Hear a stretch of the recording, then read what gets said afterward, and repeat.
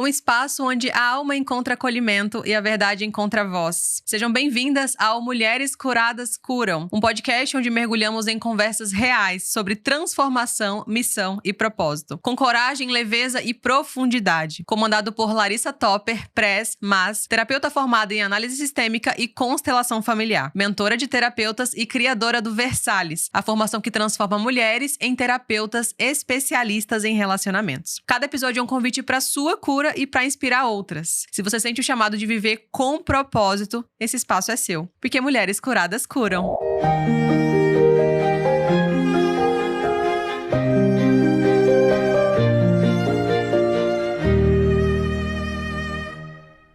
Hoje nós vamos falar sobre os tipos de homens. Eu sou a Thaís, terapeuta Versalhes, especialista em relacionamentos, e é um prazer estar aqui com você hoje, Lari. É um prazer estar aqui com você também em mais um podcast. Mais um podcast falando sobre os tipos de homens. E eu queria, Lari, que você falasse pra gente quais são os tipos de homens. Você pode fazer uma introdução pra gente de quais são as características de cada um? Existem 4 tipos de homem. Vamos falar do primeiro tipo de homem, talvez você tenha ele na sua casa, que é o homem nevasca. É aquele homem que é mais bravo, que é mais estressado, que tende a demonstrar as emoções dele de uma forma mais masculina, mas ao mesmo tempo ele tá descompensado na agressividade, muitas vezes no calar-se. Então daí eu me fecho, fico bravo e não falo nada. Eu me afasto emocionalmente, por isso tem o nevasca, né? Eu fico bravo, então eu me afasto de você.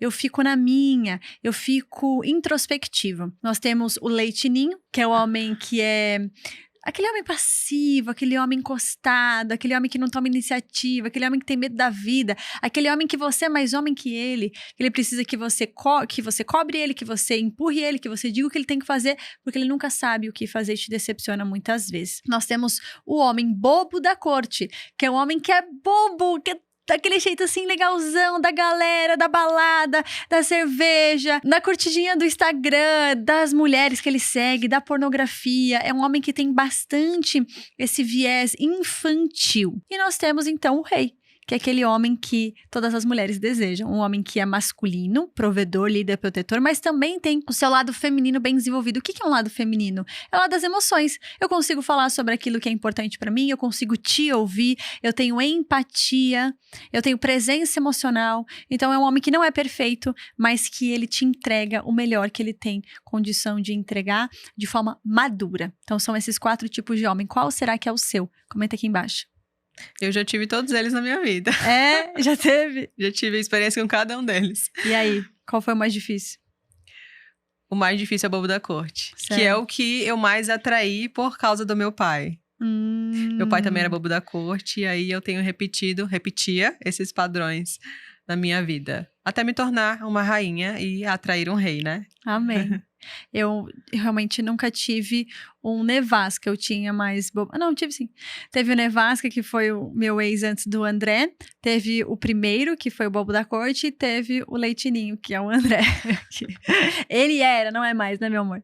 Então, assim, foi desafiador. Mas eu acho que o mais desafiador para uma mulher tirana, que era o meu caso, é o homem que é passivo. Então, é um homem que faz com que você seja obrigada a estar o tempo todo em alerta, preocupada, estressada, rígida, sobrecarregada. E como você já acredita que você tem que estar nesse lugar, é quase como se ele reforçasse isso o tempo todo. Então, você se sente muito sozinha nas responsabilidades da vida, sobrecarregada. Verdade. Pra mim foi mais difícil lidar com o bobo da corte. Foram os que eu mais atraí. O meu último relacionamento foi um bobo da corte. Também aqueles quase relacionamentos, sabe? Uhum. Também foi bobo da corte. Já tive um leitinho que, nossa, precisava ficar empurrando, pedindo pra pagar a conta. É muito ruim. É bem tenso lidar com eles. É. E quais mulheres esses tipos de homens costumam atrair? Como que eu faço pra atrair um leitinho, um rei? O que isso diz de mim? O leitinho geralmente atrai a mulher masculina. Então, se eu tô passivo, tem alguém que tá ativo. Então, o leitinho atrai geralmente a mulher masculina, aquela que tá mandando, tá exigindo, tá cobrando, tá empurrando. Já o nevasca geralmente atrai a submissa, porque ele manda, ele já tem aquela energia masculina mais agressiva, mais presente. Então, ele manda na submissa, a submissa só quer aceitar, né? Ela só quer que alguém mande nela. Então, ela fica quieta, ela não sabe colocar os próprios limites, ela não tem boca, ela não tem voz. Já o bobo da corte, ele atrai a mulher chantagista, que tem a tendência a se afastar emocionalmente também. Então, eles ficam nessa brincadeira de... Sabe aquela aquelas pessoas que ficam eternamente e nunca namoram? Sim. É porque tem o bobo da corte e a chantagista. A chantagista finge que não tá nem aí pro bobo da corte agir daquele jeito, mas ela só atrai homem que não quer nada sério com ela. E o bobo da corte, enquanto ela vai aceitando, ele vai ficando. Então, eles vão mantendo aquele relacionamento por um tempão. Aí, o rei e a rainha, né? O rei e a rainha, com certeza. Assim, porque o que acontece? A maioria dos relacionamentos não nasce pronto. O que a gente faz? A gente evolui de uma dinâmica doentia para uma saudável. Foi o meu caso. Então, eu era uma tirana, meu marido um leitinho. Eu, quando me transformei, abri espaço para que ele se colocasse no papel que é dele de direito. Um homem masculino, um homem provedor, um homem que lidera. Se ele não tivesse escolhido esse lugar, talvez a gente não estaria junto. E aí, o que acontece? Eu iria atrair, então, numa nova frequência, um homem masculino que estivesse disposto a me entregar o que eu estava precisando receber. Então, geralmente é isso que acontece nas dinâmicas. Quando um muda, o outro se ajusta ou vem uma outra pessoa disponível para viver aquela dinâmica saudável com ela. Que foi o meu caso e que é o caso de muitas rainhas VR. E é interessante como que a gente se ajusta a cada dinâmica, né? Por exemplo, quando eu tava com o Leitinho, eu era super tirana com ele. Quando eu tava com o Nevasca, eu era muito submissa. E quando eu tava com o Bobo da Corte, eu era muito chantagista. Total. A gente vai se ajustando, né? Sim. E uma complementa a outra. Exato. Não é isso? Exatamente. Hoje eu sou uma rainha. Maravilhosa. E um rei virá a caminho.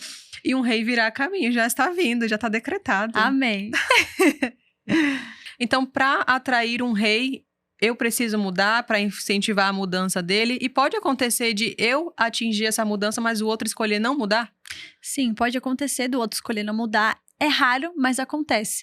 Então, o que eu sempre indico para as minhas rainhas VR? Por que você quer mudar o outro? Se concentra no seu padrão destrutivo que está alimentando o padrão destrutivo do outro. Você não está nessa relação à toa, você não é santa, não. Sabe, eu acho que isso é um problema. As mulheres, elas estão numa frequência de reclamação e dor que é ancestral. É da mãe, é da avó, é da tia, é da prima. E aí eu vou lá e reclamo que os homens isso, reclamo que os homens aquilo. Mas você é mais chata do que você imagina. Você é reclamona, você é chata, você é briguenta, você é ciumenta, você é insegura. E essa sua reclamação e insegurança, ela contribui para o outro ser da forma que ele é. Você não abre espaço para o homem ser masculino, você não abre espaço para o homem existir, você não abre espaço para o outro te amar, porque nem você se ama. Então, tudo muda quando você muda. Tudo muda fora quando você muda dentro. Eu acho que isso é uma das coisas que é mais poderosa do meu trabalho. Eu ensino mulheres a se tornarem suas melhores versões, a ter uma nova vida, se tornarem uma nova mulher. Porque quando eu faço isso, é automático que a minha frequência de amor próprio atraia um homem que tá vibrando nessa frequência, ou que o meu parceiro pense, nossa, ela tá tão amorosa, ela tá tão querida, ela tá tão feminina, ela tá tão... É o que acontece com as rainhas. Ela fala, ele nunca me tratou da forma que ele tá me tratando. Ele nunca me deu flores como ele tá me dando agora. Ele nunca tá me levando, nunca me levou pra jantar da forma que ele tava, nunca puxou a cadeira, nunca... Porque você agora tá abrindo espaço pra isso. Você agora tá permitindo que isso exista. Então, quer mudar a sua dinâmica? Começa mudando você. Total. E as mulheres, a maioria, não querem se responsabilizar, né? Elas olham pro homem e acham que ele é todo o problema. Então, ele faz isso, ele faz aquilo. Mas não querem olhar pra si mesmas, né? Por isso que o Vida de Rainha, ele é repleto de mulheres responsáveis, que querem olhar pra si e se melhorar. Porque se eu entro no Vida de Rainha querendo mudar o outro, na verdade, eu tô desalinhada. Total. Porque eu mudo dentro de mim pra, então, refletir fora de mim. Tudo está dentro, nada está fora. Já dizia uma tal de Larissa Toca. Total. Exatamente, querida. E de que forma a minha mudança, como que eu posso contribuir para que ele se torne um rei? Abrindo esse espaço, me tornando feminina para ele ir pro masculino? Quais são as suas orientações? Você tem que ativar o instinto do herói dele. E aí, isso eu explico dentro do Vida de Rainha como você faz. Mas existem certas posturas que uma mulher tem que ativa no homem o lado provedor, líder, protetor dele. Então, não é simplesmente existir. Existem estratégias. Se você quiser saber mais, cena dos próximos capítulos em outro lugar.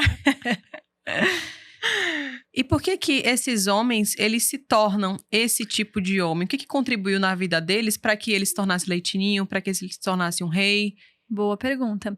O leitinho, o que acontece com ele? Ele teve uma mãe extremamente rígida e castradora, porque um homem não se castra à toa. Ele quer ser independente. Você vê os meninos, se você vê, eles têm uma agressividade natural deles. Meu filho grita, ele bate, ele age igual um homenzinho, já bem pequenininho.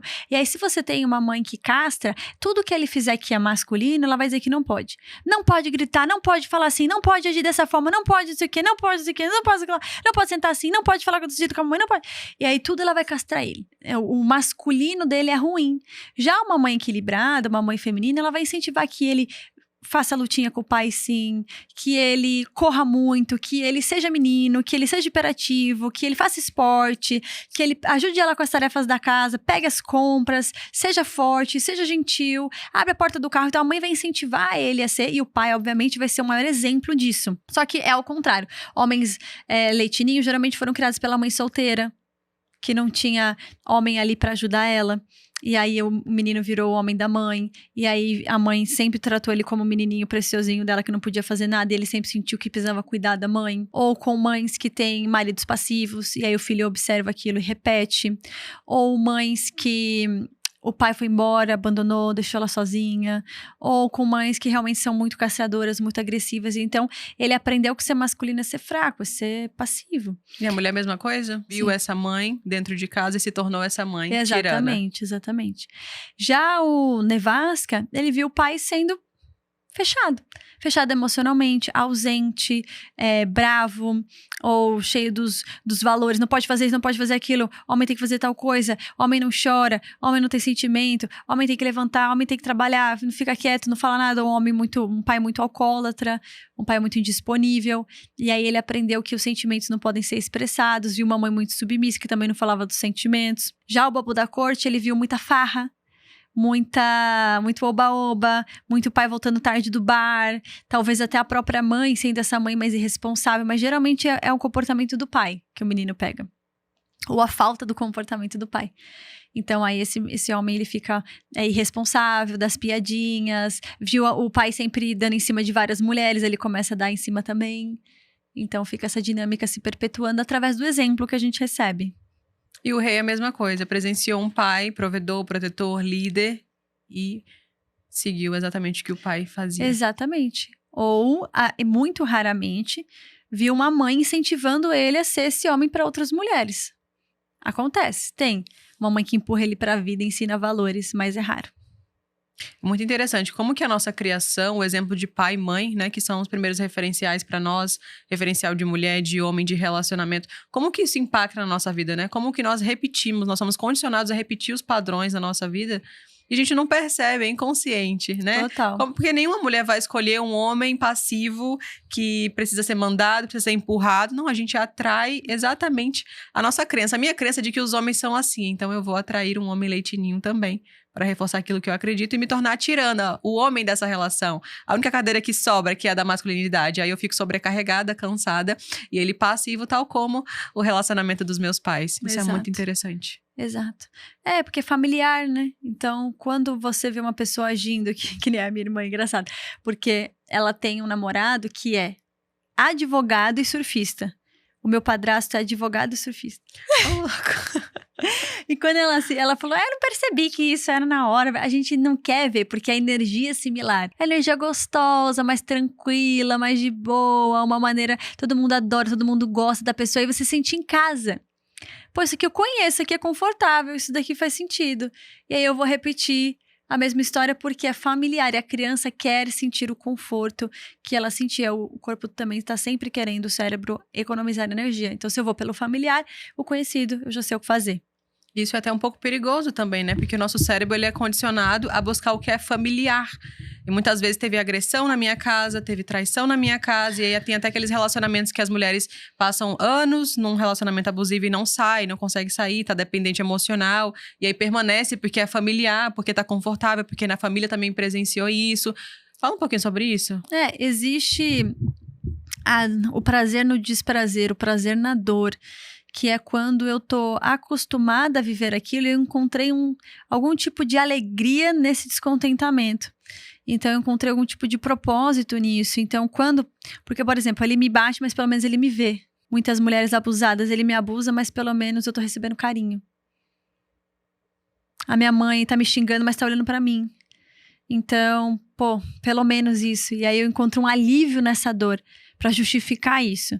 Então, por isso que quando eu vejo uma pessoa que faz a mesma coisa comigo, eu novamente tô condicionada a encontrar esse alívio, desse desconforto, até porque eu acho que eu mereço isso. Então, é só o que eu mereço, é só o que eu tô acostumada. Que é mais um pouco disso. Teve até o caso recente daquele rapaz que agrediu a própria namorada no elevador, né? E aí nós soubemos que ela também já foi agredida em outros momentos, mas continuou nesse relacionamento. E aí repercutiu bastante essa história. O que você diz sobre isso, Lari? Você acha que tem alguma, claro, dependência emocional total ali, mas provavelmente uma fidelidade, algo familiar pra ela? Pode ter certeza absoluta que ela viu a mãe dela apanhar. E ela apanhou muito. Com certeza ela apanhou muito. Dos pais e viu a mãe apanhar. Digo que provavelmente ela viu mais a mãe apanhar. Porque quando eu vejo a minha própria mãe apanhar e eu não tenho como fazer nada, eu preciso repetir a história pra honrar essa mulher. Como que eu vou ser feliz? Como eu vou ser bem tratada se eu por anos e anos via minha mãe sendo totalmente espancada, humilhada ou... Enfim, tudo que ela passou, eu vou ser feliz, eu vou achar que existe felicidade pra mim, eu vou viver algo bom pra mim. E aí a pessoa repete na dor, na esperança de salvar a mãe. Isso é tudo inconsciente. E infelizmente ela se acha merecedora disso, assim como a mãe se achava, e repete a história. E você vê, acontece uma coisa terrível dessa. Infelizmente, acontece bastante autossabotagem, né? Eu tenho uma paciente que ela tem um relacionamento muito bom com um namorado que compreende ela quando ela tá insegura, ele deixa ela segura, se explica pra ela, cuida dela. Ela se pergunta, meu Deus, mas será que eu continuo nesse relacionamento? Eu sou tão insegura pra ele, dou tanto trabalho pra ele. Eu falei, você quer um homem igual ao seu pai, né? Que não se importa tanto, que não cuidou da sua mãe, que deixou sua mãe de lado, não se preocupou com ela da forma como seu namorado se preocupa com você. Será que você tá querendo honrar a sua mãe na dor? Será que você tá querendo rejeitar aquilo que é diferente do que a sua mãe viveu? E aí ela deu aquele choque de realidade nela e falou, realmente. Porque eu falei, nem dá a ele a oportunidade de decidir se ele quer estar com você, você tá dando, você tá querendo decidir por ele, não. Ele não deve estar comigo, porque eu sou muito chata pra ele, mas ele tá com você, ele escolheu estar com você, ele tá aí cuidando de você, te dando explicações, só que não foi isso que ela viu dos pais. Então acontece bastante autossabotagem, né? Eu quero viver exatamente o que minha mãe viveu, e se eu não viver, eu quero sabotar, achar algum motivo aqui pra não viver. Não foi isso que eu vi. Exatamente isso. Muito bom exemplo. Mas mesmo tendo esses 4 tipos de homens, eles podem oscilar entre uma máscara e outra, ser mais um em casa, outro fora. Total, até porque nós somos diferentes pessoas com cada pessoa que a gente convive. Nós temos máscaras sociais. A submissa pode ser muito mais submissa no relacionamento e mais tirana no trabalho, ou mais tirana no relacionamento e submissa no trabalho. Então, nós vamos oscilar entre as máscaras, aquilo que eu acredito que eu preciso ser nesse determinado ambiente para sobreviver. Então, o nevasca, inclusive, ele pode ser, em algumas situações, nevasca e em outras, bobo da corte, quando ele tá com os amigos. Aqui, com os amigos, eu acredito que eu tenho que ser bobo da corte, porque aqui é legal que seja feito dessa forma. Fale de mulher, beba e seja bobo e faça bobagem. Mas em casa, eu sou fechado, eu sou sério, eu sou distante. Um leitinho pode ser super leitinho com a mulher, mas quando ele tá com a família, ele é proativo, ele acontece pra mãe dele, pra ele ser bem visto pela mãe dele. Então, é tudo uma estratégia de sobrevivência. E todos nós oscilamos entre 3 máscaras, é normal. Uma mais, outras menos, até a gente se tornar consciente desse padrão de autossabotagem e infantilidade. Se esse episódio trouxe clareza sobre os tipos de homem que tem cruzado seu caminho e sobre o que isso pode estar revelando sobre você, talvez seja o momento de parar de repetir e começar a escolher com consciência. E além disso, se você tem o desejo de ajudar outras mulheres com seus relacionamentos, aqui embaixo tem o link da lista de espera do Versalhes. Quem sabe você seja chamada na próxima turma. Porque mulheres curadas curam. Obrigada, até o próximo episódio.